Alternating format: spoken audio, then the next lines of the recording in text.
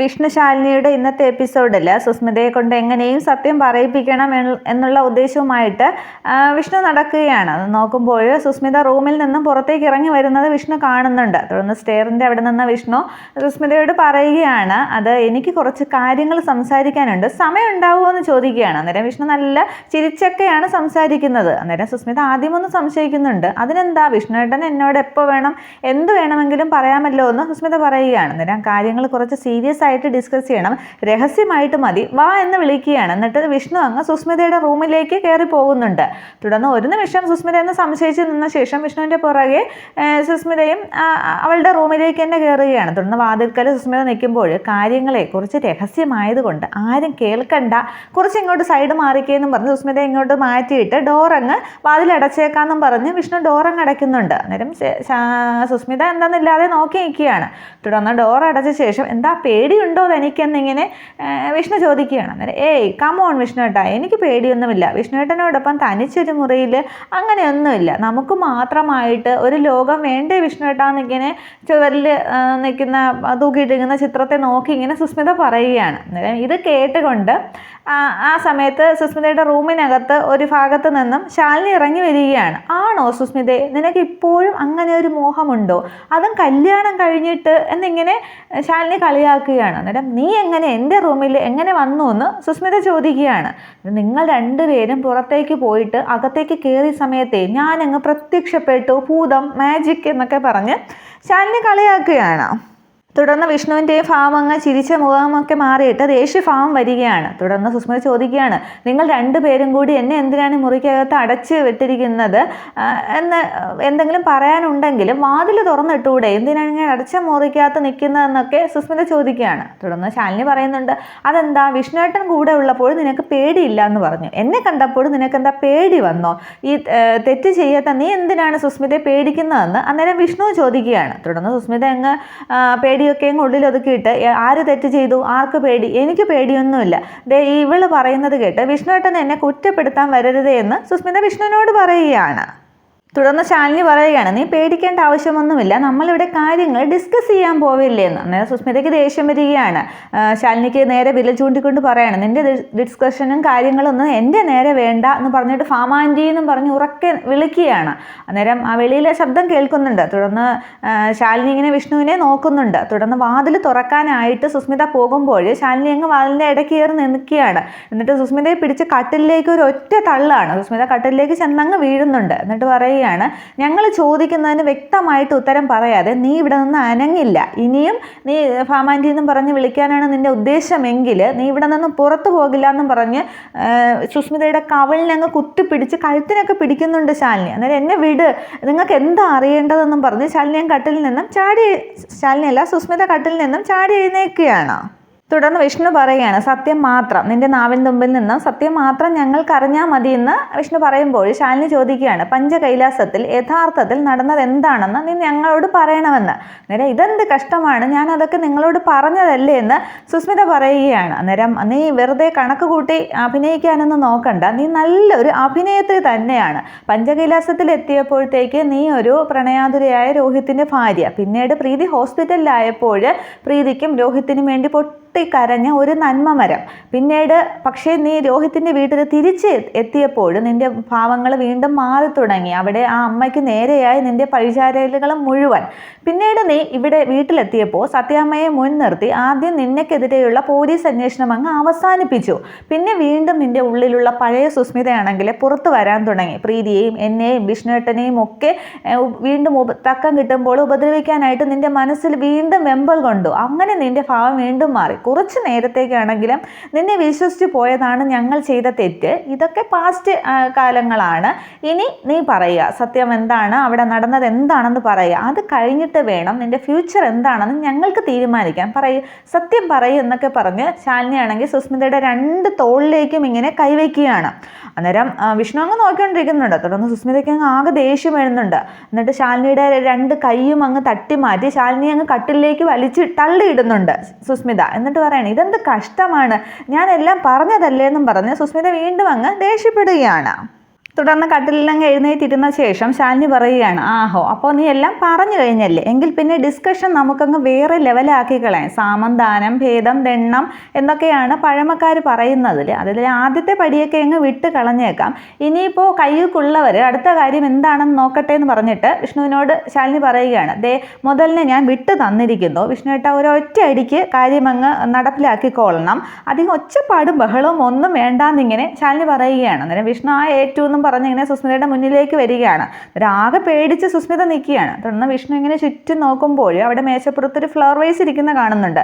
ഒറ്റ മിനിറ്റേ എന്ന് പറഞ്ഞിട്ട് വിഷ്ണു പോയി ആ ഫ്ലവർ വൈസ് എടുത്തിട്ട് അതിൽ നിന്ന് ഫ്ലവർ അങ്ങ് മാറ്റുകയാണ്. എന്നിട്ട് ആ ഫ്ലവർ വൈസ് ഇങ്ങനെ കയ്യിലെടുത്തിട്ട് ഇങ്ങനെ പൊക്കി എന്നിട്ട് അമ്മാനം ആടുകയാണ്. എന്നിട്ട് സുസ്മിതയോട് ചോദിക്കുകയാണ്. സുസ്മിത അത് ശ്രദ്ധിക്കുന്നുണ്ട്. സുസ്മിതയോട് ചോദിക്കുന്നുണ്ട്, പഞ്ചകൈലാസത്തിൽ നമ്മൾ വരുമ്പോൾ പ്രീതി പാറക്കെട്ടിൽ തലയിടിച്ച് നിന്റെ മടിയിൽ കിടക്കുന്നതാണ് കണ്ടത്. അതിനുശേഷം നീ പറഞ്ഞു സൂയിസൈഡ് പോയിന്റിലേക്ക് പോയപ്പോൾ പിന്നെ രോഹിത് വീണു എന്ന്. അന്നേരം രോഹിത്തും നീയും പ്രീതിയും മാത്രം ബന്ധിക്കുന്ന എന്തോ രഹസ്യങ്ങളുണ്ട്. അതിലിപ്പോൾ രോഹിത്ത് മിസ്സിംഗ് ആണ്, പ്രീതിയാണെങ്കിൽ അനങ്ങാൻ പോലും വയ്യാതെ കിടക്കുന്നുണ്ട്. പിന്നെ അതിലുള്ളത് നീയാണ്. അപ്പോൾ സത്യം എന്താണെന്ന് പറഞ്ഞേ മതിയാവും. നിന്റെ നാവിൽ മുമ്പിൽ നിന്ന് തന്നെ നമുക്കത് അറിയണം. ഇനിയിപ്പോൾ നീ പറഞ്ഞില്ല എന്നുണ്ടെങ്കിൽ ഇത് കൊണ്ട് നിന്റെ തല തല്ലി പൊട്ടിച്ചിട്ടാണെങ്കിലും ഞങ്ങൾ ആ രഹസ്യം വെളിയിൽ കൊണ്ടുവരും ഇങ്ങനെ പറഞ്ഞിട്ട് വിഷ്ണു അതിങ്ങനെ അമ്മാനമാടുകയാണ്. എന്നിട്ട് പറയടി എന്ന് പറയുന്നുണ്ട്. തുടർന്ന് സുസ്മിതയാണെങ്കിൽ എന്ത് ചെയ്യുന്നു, സുസ്മിത അങ്ങോട്ട് വിഷ്ണുവിനെ അങ്ങോട്ട് മാറ്റിയിട്ട് ഭാമാൻറ്റി ഭാമാൻറ്റി എന്നും പറഞ്ഞ് ഉറക്കെ വിളിക്കുകയാണ്. അന്നേരം ആ ശബ്ദം വെളിയിൽ കേൾക്കുന്നുണ്ട്. തുടർന്ന് ശാലിനിക്കും വിഷ്ണു ഒരു നിമിഷം ഒന്ന് പതറുകയാണ്, സത്യഭാമ വരുമോ ഇല്ലയോ എന്നുള്ളത്. തുടർന്ന് നീ പറയില്ലേടി എന്നും പറഞ്ഞ് വിഷ്ണു ആണെങ്കിൽ സുസ്മിത ഇങ്ങനെ പിടിച്ച് കഴുത്തിന് കുത്തി പിടിക്കുകയാണ്. അന്നേരവും ഭാമാൻറ്റി എന്ന് സുസ്മിത വിളിക്കുന്നുണ്ട്. തുടർന്ന് സുസ്മിത അങ്ങ് കട്ടിലേക്ക് വിഷ്ണു അങ്ങ് വലിച്ചെറിഞ്ഞിട്ട് സത്യം പറയടി എന്നും പറഞ്ഞ് അതിങ്ങനെ ഫ്ലവർ വൈസ് ഇങ്ങനെ ഓങ്ങുകയാണ് തലയ്ക്ക് അടിക്കാനായിട്ട്. അന്നേരം ഞാൻ പറയാമെന്നിങ്ങനെ പെട്ടെന്ന് സുസ്മിത പറയുന്നുണ്ട്. എന്നെ കൊല്ലരുത്, ഞാൻ പറയാമെന്ന് സുസ്മിത പറയുമ്പോൾ പെട്ടെന്ന് പറയടിയെന്ന് വിഷ്ണു പറയുകയാണ്. അന്നേരം ഞാനും രോഹിത്തും കൂടി കാണാൻ നല്ല ഭംഗിയുള്ള സ്ഥലമാണെന്നും പറഞ്ഞ് ഞാൻ രോഹിത്തിനെ ആ പാറപ്പുറത്തേക്ക് കൂട്ടിക്കൊണ്ടുപോയി, അവിടെ സൂയിസൈഡ് പോയിന്റിലേക്ക് കൂട്ടിക്കൊണ്ടുപോയി എന്ന് സുസ്മിത ആദ്യം പറയുകയാണ്. അന്നേരമാണ് താഴെ നിന്നും സത്യഭാമയും ശാരദാമ്മയും കൂടി സുസ്മിത എന്നിങ്ങനെ സത്യഭാമ വിളിക്കുന്നത്. അന്നേരം ആ സത്യഭാമ അങ്ങനെ വിളിക്കുന്ന കേൾക്കുമ്പോൾ സുസ്മിതയ്ക്ക് ധൈര്യം വരികയാണ്. സുസ്മിതയും കട്ടിലിൽ നിന്ന് ചാടി എഴുന്നേറ്റ് നിങ്ങൾക്ക് എന്താണ് അറിയേണ്ടത്, ഭാമാൻറ്റി കൂടി വരട്ടെ, ഭാമാൻറ്റി കൂടി വന്നിട്ട് ഞാൻ എല്ലാം പറയാമെന്നും പറഞ്ഞ് അങ്ങ് ചാടി എഴുന്നേൽക്കുമ്പോൾ വിഷ്ണു വീണ്ടും അങ്ങ് സുസ്മിതയെ പിടിച്ചങ്ങ് കട്ടിലേക്ക് തള്ളുകയാണ്. നീ രക്ഷപ്പെടാമെന്ന് കരുതണ്ട, സത്യം പറയാതെ നീ മുറി വിട്ടു പോവില്ല, രണ്ടും കൽപ്പിച്ച് തന്നെയാണ് ഞാൻ പറയടിയെന്നും പറഞ്ഞ് വീണ്ടും ആ ഫ്ലവർ വൈസ് അങ്ങ് ഓങ്ങുകയാണ്. അന്നേരം സുസ്മിതയ്ക്ക് ഞാൻ രക്ഷപ്പെടില്ല എന്ന് മനസ്സിലാകുന്നുണ്ട്. അന്നേരം ഞാൻ പറയാമെന്നും പറഞ്ഞ് രോഹിത്തിനെ കൂട്ടിക്കൊണ്ട് പോയതും ആ ഫോട്ടോ എടുത്തതും പിന്നീട് പാറപ്പുറത്തേക്ക് കയറി നിൽക്കാൻ പറഞ്ഞതും വരെ സുസ്മിത പറയുന്നുണ്ട്. അതെ, അപ്പോഴേക്കും സത്യഭാമയും ശാരദാമ്മയും കൂടി മുകളിലേക്ക് കയറി കഴിഞ്ഞിരുന്നു. തുടർന്ന് സുസ്മിത നീ എവിടെയാന്നും പറഞ്ഞ് മുകളിലേക്ക് കയറുന്ന സത്യഭാമ ആ റൂമിൻ്റെ ഡോറ് തുറക്കുമ്പോൾ ആ കാഴ്ച കണ്ട് സത്യഭാമ ആകെ അന്തം വിടുകയാണ്. സുസ്മിത ഇങ്ങനെ കട്ടിലിൽ ഇങ്ങനെ പേടിച്ച് കിടക്കുന്നു. വിഷ്ണു ആണെങ്കിൽ ഫ്ലവർ വൈസ് ഓങ്ങിക്കൊണ്ട് നിൽക്കുന്നു. അടുത്ത് ശാലിനിയുമുണ്ട്.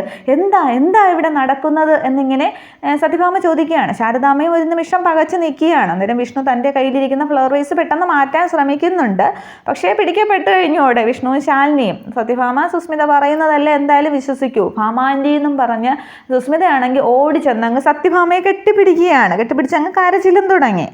ഇവർ രണ്ടുപേരും കൂടി എന്നെ ഇവിടെയിട്ട് തല്ലിക്കൊല്ലാൻ നോക്കുവാണ് ആൻറ്റി എന്ന് പറയുന്നുണ്ട്. അന്നേരം എന്താടാ വിഷ്ണു എന്ന് ചോദിക്കുമ്പോൾ അത് അമ്മയെന്നും പറഞ്ഞ് വിഷ്ണു പറയാൻ തുടങ്ങുമ്പോൾ സുസ്മിത പറയുകയാണ്, അത് എന്നെ ഇവർ റൂമിനകത്ത് കയറ്റിയിട്ട് തലങ്ങും വിലങ്ങും വിഷ്ണുട്ടനും ശാലിനിയും കൂടി എന്നെ തല്ലുകയായിരുന്നു. പ്രീതിയുടെ കുഞ്ഞിനെ ആൻറ്റിയോട് ദത്തെടുക്കാൻ പറഞ്ഞത് ഞാനാണെന്ന്, കുഞ്ഞിൻ്റെ അവകാശം അവർക്ക് കിട്ടാനായിട്ട് നീ സമ്മതിക്കില്ലേടി എന്നും പറഞ്ഞായിരുന്നു തല്ലി, എന്നെ പൊതിരെ തല്ലി എന്നൊക്കെ പറഞ്ഞിട്ട് സുസ്മിത അങ്ങ് റൂമിനങ്ങ് വെളിയിലേക്ക് ഇറങ്ങുകയാണ്. അന്നേരം വിഷ്ണു ശാലിനി അന്തം വിട്ടേക്കുകയാണ്. ശാരദാമ്മ അതേപോലെ അന്തം വിടുന്നുണ്ട്. സുസ്മിത അങ്ങ് അതേപോലെ വിഷയം മാറ്റിയതിൽ. തുടർന്ന് എന്താ ഇന്നിങ്ങനെ ശാരദാമ്മ രണ്ടുപേരുടെയും ചോദിക്കുമ്പോൾ അങ്ങനെയൊന്നും അല്ല അമ്മയെന്ന് ഇങ്ങനെ ശാലിനി തല കൊണ്ട് മുഖം കൊണ്ട് ഇങ്ങനെ ആകെ കാണിക്കുന്നുണ്ട്. തുടർന്ന് വിഷ്ണുവും അങ്ങ് റൂമിന് പുറത്തേക്ക് ഇറങ്ങി പറയുന്നുണ്ട്, അമ്മ ഇവള് പറയുന്നതൊക്കെ പച്ച കള്ളമാണെന്ന്. അന്നേരം സത്യഭാമ സുസ്മിതയുടെ പക്ഷമാണല്ലോ. പിന്നെ നീ പറയുന്നതാണ് സത്യം, താഴെ ഞാൻ നിന്നപ്പോൾ ഇവളുടെ നിലവിളി കേട്ടതും കള്ളമാണ്. പിന്നെ നിന്റെ കയ്യിലിരിക്കുന്നത് ഫ്ലവർ വൈസ് അല്ല, സുസ്മിതയെ അണിയിക്കാനുള്ള പൂമാലയാണ്. ഞാനൊരു മണ്ടിയാണല്ലോ, എന്നെ പറഞ്ഞ് പറ്റിക്കാൻ നോക്കണ്ടെന്നൊക്കെ അങ്ങ് സത്യഭാമ പറയുമ്പോൾ ആൻറ്റി വിഷ്ണുവേട്ടനെ ഒന്നും കുറ്റം പറയാൻ നോക്കണ്ട, ഞാനാണല്ലോ ഇവിടുത്തെ കുഴപ്പം. ഇനിയിപ്പോൾ ആൻറ്റി നിയമമല്ല സത്യത്തിന് സത്യത്തിൻ്റെ പാതയിൽ നിൽക്കുന്നുണ്ട്. തീരുമാനങ്ങൾ എടുക്കുമ്പോൾ അതിനെ ഞാനങ്ങ് പിന്തുണയ്ക്കും. ഞാൻ പണ്ടേ കുഞ്ഞുനാൾ മുതലേ സത്യത്തിനും നീതിക്കും ഒക്കെ കൂട്ടു നിൽക്കുന്നവളായിപ്പോയി. പക്ഷെ അതൊക്കെ എൻ്റെ ഒരു തെറ്റാണോ? ഇപ്പം ഞാനാണ് ഇവിടുത്തെ പ്രശ്നം. അങ്ങനെയാണെങ്കിൽ ഞാൻ ഇവിടെ നിന്ന് എവിടെയെങ്കിലും അങ്ങ് പൊയ്ക്കളയാം. രോഹിത്തിൻ്റെ കാര്യം ആലോചിച്ച് ഓരോ നിമിഷവും ഞാനങ്ങ് നേറിക്കൊണ്ടിരിക്കുകയാണ്. അതിനിടയിൽ ഇവരെന്നെ തല്ലിക്കൊല്ലാനായിട്ട് നോക്കിയാണ്.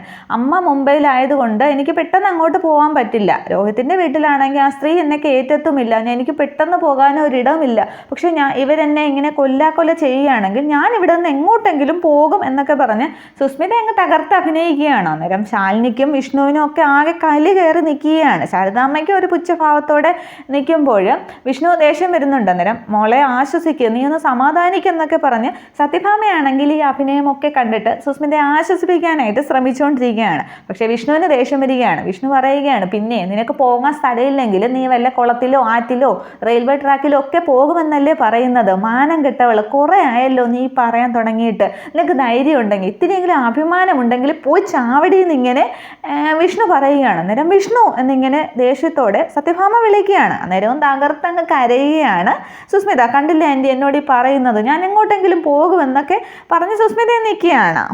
കണ്ടോ വിഷ്ണുവേട്ടൻ്റെ മനസ്സിലിരിപ്പ്, കണ്ടോ ഭാമാൻറ്റി എന്നും പറഞ്ഞ് സുസ്മിതയും കരയുമ്പോഴും മതി നിർത്ത്, ഇവിടെ വിഷ്ണു അല്ല കാര്യങ്ങൾ തീരുമാനിക്കുന്നത്, ഈ സത്യഭാമയാണ്. ഇവിടെ ആര് നിൽക്കണം ആര് പോകണം എന്നൊക്കെ തീരുമാനിക്കുന്നത് ഈ സത്യഭാമയാണ് എന്നിങ്ങനെ പറയുമ്പോൾ അത് അമ്മയെന്നും പറഞ്ഞ് വിഷ്ണു നിൽക്കുകയാണ്. അന്നേരം തൽക്കാലം നിനക്ക് ഇവിടെ നിന്ന് പോകാം എന്നിങ്ങനെ ദേഷ്യത്തോടു കൂടി വിഷ്ണുവിനോട് ഭാമ പറയുകയാണ്. അന്നേരം വിഷ്ണു ആകെ അങ്ങ് തിളച്ച് നിൽക്കുകയാണ്. സുസ്മിതയെ നോക്കിയ ശേഷം ആ കയ്യിലിരുന്ന ഫ്ലവർ റൈസ് വിഷ്ണു ആണെങ്കിൽ ദേഷ്യത്തോടെ അങ്ങ് തറയിലേക്ക് എറിയുകയാണ്. അന്നേരം ശാരദാമ്മ എങ്ങോ ആയി കൈ വയ്ക്കുന്നുണ്ട്. സുസ്മിത വരെ ഒരു നിമിഷം അങ്ങ് ഞെട്ടുകയാണ് വിഷ്ണുവിൻ്റെ ആ പ്രവൃത്തിയിൽ. ശാലിനിയും ഒരുപോലെ പേടിക്കുന്നുണ്ട്. സത്യഭാമയും അന്തം വിട്ട് നിൽക്കുകയാണ്. തുടർന്ന് ദേഷ്യത്തോടെ തന്നെ വിഷ്ണു പറയുന്നുണ്ട്, ഇവൾ പറയുന്ന കള്ളങ്ങൾ മുഴുവൻ അമ്മ അങ്ങ് വിശ്വസിച്ചോ? എൻ്റെ അമ്മ ഒരു കാലത്തും പഠിക്കില്ല എന്ന് പറഞ്ഞിട്ട് ദേഷ്യത്തോടെ വിഷ്ണു അങ്ങ് ഇറങ്ങിപ്പോവുകയാണ്. തുടർന്ന് വിഷ്ണു അങ്ങ് താഴേക്ക് ഇറങ്ങി പോകുന്നത് ശാലിനി നോക്കി നിൽക്കുമ്പോൾ ഡി എന്നിങ്ങനെ സത്യഭാമ വിളിക്കുന്നുണ്ട്. അന്നേരം ഞെട്ടിത്തരിഞ്ഞിങ്ങനെ ശാലിനി നോക്കുകയാണ്. അന്നേരം പറയുന്നുണ്ട്, നിന്നോട് തൽക്കാലം ഞാൻ ഒന്നും പറയുന്നില്ല. അങ്ങ് ദേഷ്യം കൊണ്ടങ്ങ് ജ്വലിക്കുകയാണ് ഭാമ. വിഷ്ണു ഇവിടെ എറിഞ്ഞുടച്ചത് എന്നോടുള്ള ബഹുമാനമാണ്. നിന്റെ അമ്മ കണ്ടുകൊണ്ട് നിൽക്കുന്നു, അതുകൊണ്ട് ഞാൻ നിന്നോടൊന്നും പറയുന്നില്ല. സത്യഭാമയുടെ അന്തസ്സ് അതാണ്. നിന്നോട് ഞാൻ ഒന്നും പറയുന്നില്ല. ശാരദാമ്മയെ കണ്ടോ, നിങ്ങളുടെ മകളുടെ ചെയ്തികൾ കണ്ടോ എന്നിങ്ങനെ ദേഷ്യത്തോടെ ഇങ്ങനെ ശാലിനിക്ക് നേരെ കഴിച്ചുകൊണ്ട് ചോദിക്കുകയാണ്, പറയുകയാണ്. അന്നേരം സത്യാമ്മയെന്നൊക്കെ ശാരദാമ്മ വിളിക്കുന്നുണ്ടെങ്കിലും ഭാമ അതൊന്നും കേൾക്കാനായിട്ട് തയ്യാറാകുന്നില്ല. ഇതേസമയം സുസ്മിതയാണെങ്കിലും അങ്ങ് അഭിനയിച്ച് കരഞ്ഞ് തകർത്ത ശേഷം ഏറ് കണ്ടിട്ട് കൂടെ ശാലിനിയും ശാരദാമ്മയും ഒക്കെ ഇങ്ങനെ മാറി മാറി ഭാവം മാറ്റി നോക്കുകയാണ്. തുടർന്ന് മോള് വാന്നും പറഞ്ഞ് കരഞ്ഞ് തളർന്ന് നിൽക്കുന്ന സുസ്മിതയും പിടിച്ചുകൊണ്ട് സത്യഭാമ പോവുകയാണ്. അന്നേരം പോകുന്ന സുസ്മിത തിരിഞ്ഞിങ്ങനെ വിജയ് ഭാവത്തിൽ ശാലിനിയെ നോക്കുന്നുണ്ട്. പക്ഷേ ശാലിനിയും അന്നേരം ദേഷ്യത്തോടു കൂടി സുസ്മിതയെ തന്നെ നോക്കുകയാണ്. അതോടുകൂടി എപ്പിസോഡ് അവസാനിക്കുന്നു. പക്ഷെ അവിടെയും വിഷ്ണുവിൻ്റെ ഇന്നത്തെ ശ്രമം ഇങ്ങനെ വിഫലമാവുകയാണ്. പക്ഷേ കൂടുതൽ കാലം എന്തായാലും സുസ്മിതയ്ക്ക് ആയുസ് ഉണ്ടാകില്ല. വിഷ്ണുവും ശാലിനിയും ഉടനെ തന്നെ സുസ്മിതയെ പൂട്ടുക തന്നെ ചെയ്യും. ആ എപ്പിസോഡുകൾക്കായിട്ട് നമുക്ക് കാത്തിരിക്കാം. Okay, thank you.